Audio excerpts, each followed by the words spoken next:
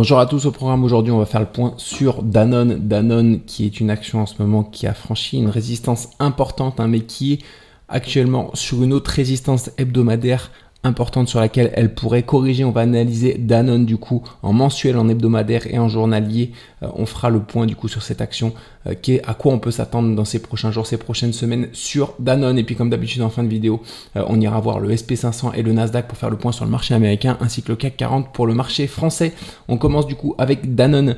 Danone que je vais mettre dans un premier temps en mensuel et en grand écran. Alors Danone qui a cassé une figure par le haut, cette figure, ce triangle symétrique de sommet avec une zone de résistance ici, une zone de support ici. On a des objectifs très haussiers du coup après la cassure de cette figure.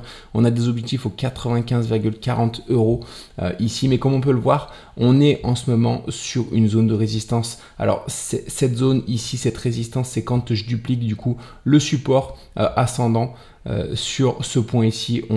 Actuellement, on est au contact de ce deuxième point ici qui forme un canal. On pourrait être dans un premier temps rejeté ici.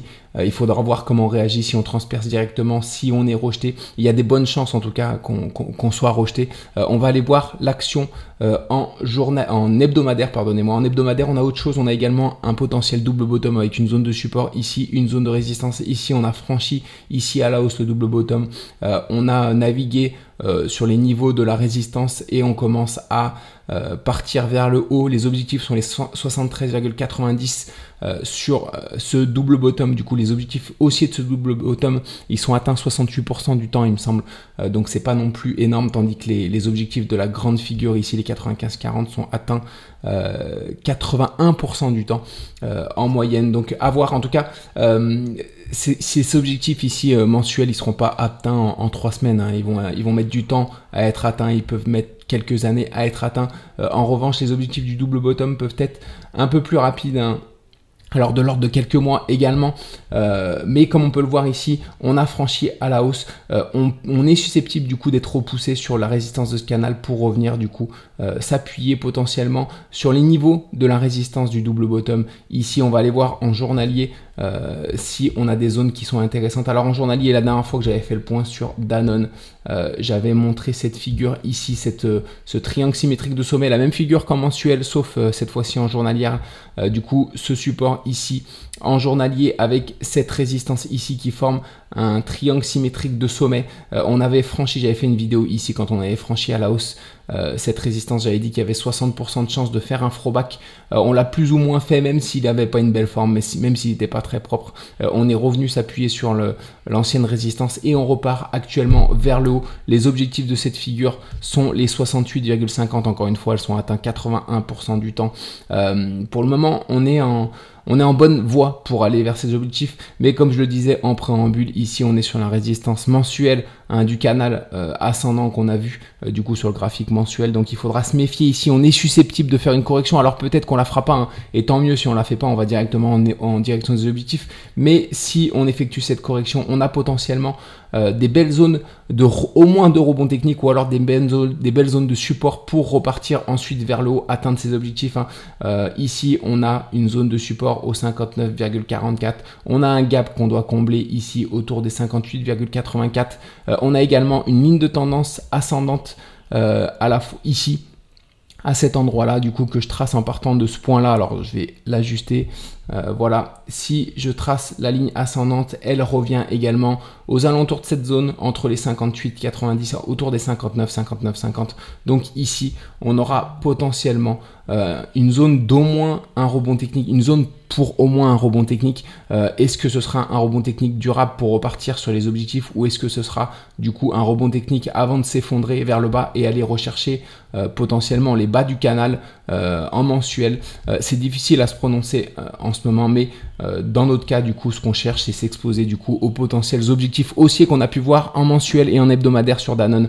Et du coup, ici, on aura potentiellement un bon point d'entrée en position qu'on aura d'après moi du coup de bonnes chances de sécuriser parce qu'on aura certainement un rebond technique ici vu que c'est une bonne zone de support.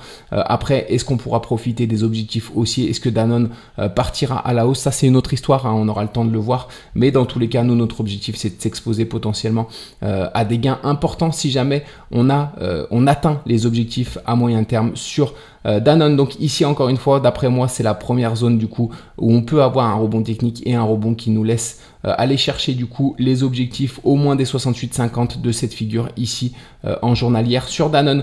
On va être attentif du coup ces prochains jours, ces prochaines semaines, notamment sur cette zone ici, comme je le disais en mensuel, sur laquelle on a de bonnes chances en tout cas d'être rejeté, parce que je suis pas le seul, hein, bien sûr, à avoir cette zone de résistance. Il y a pas mal de personnes qui sont sur Danone qui la voient, donc il peut y avoir encore une fois une correction ici, et s'il y a une correction, il y aura un point potentiellement d'achat pour du trading protégé, un achat avec un stop loss et voilà, il y a un suivi de position qui sera intéressant ici.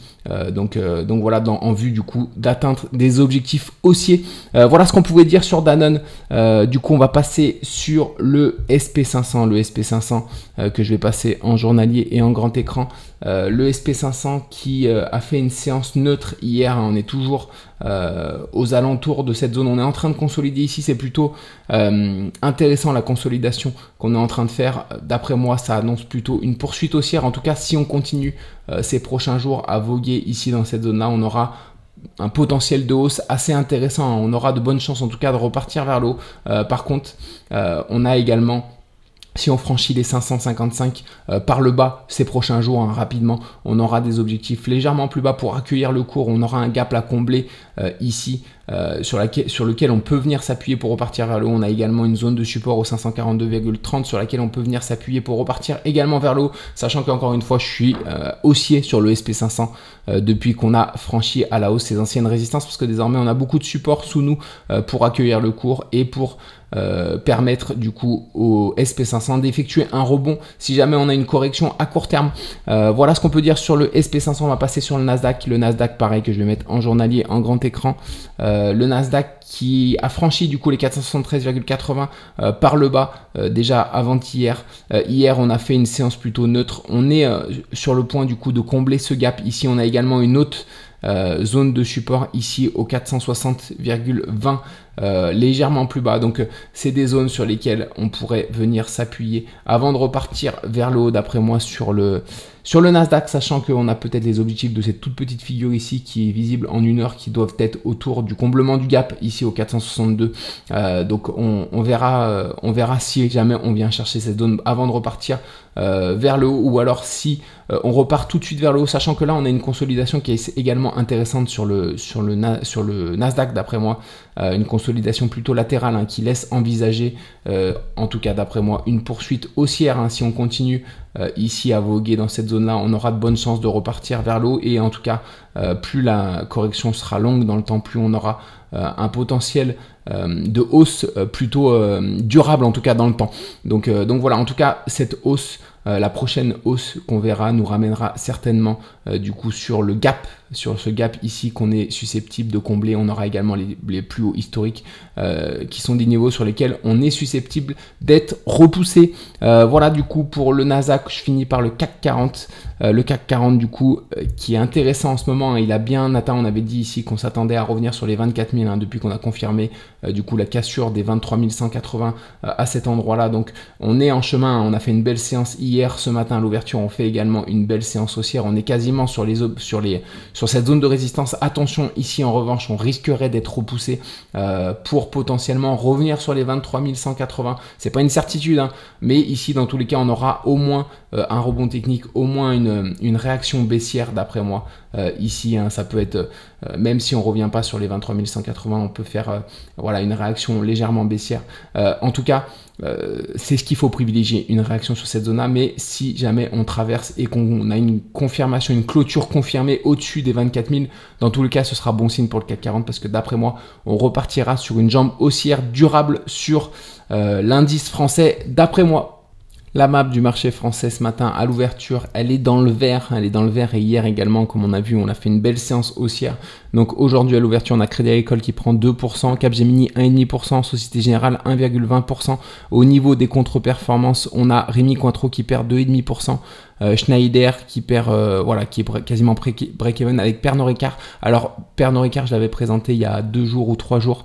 On a eu la publication de résultats qui a été très bien reçue. On est allé directement chercher la zone de résistance que j'attendais. Et là, désormais, on a été violemment repoussé. Donc c'est ce à quoi il fallait s'attendre en tout cas sur Pernod Ricard.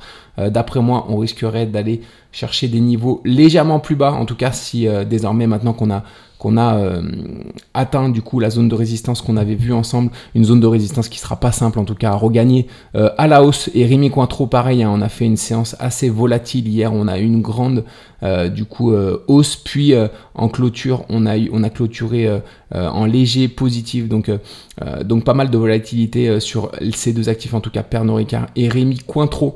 Et sinon du coup sur le marché américain, on a Nvidia qui a perdu 6% du coup à la clôture hier, Home Depot qui a perdu 1,5%. Alors on a vu Nvidia hier en vidéo, hein, qui a eu sa publication de résultats plutôt bien perçue. Malgré tout, elle a fait une correction. On a des niveaux qui sont légèrement en dessous sur lesquels on pourrait revenir s'appuyer en vue d'un rebond au moins technique. Donc il faudra surveiller ça. En tout cas, je vous tiendrai informé si jamais on atteint ces zones-là. En tout cas, sur Nvidia, Coinbase qui perd 1% également, Robinhood moins 1%. Au niveau des hausses, on a Mastercard plus 2% avec Visa. Il faudrait que je vous les présente parce qu'elle montre des signaux intéressants en ce moment. Adobe qui gagne 1,5%, Apple également 1,5%. Voilà du coup pour le marché américain et c'est tout pour moi. Je vous souhaite un bon début de week-end. On se retrouve demain matin du coup normalement pour le bilan de la journée du jour. Excellent début de week-end à vous tous. À très vite.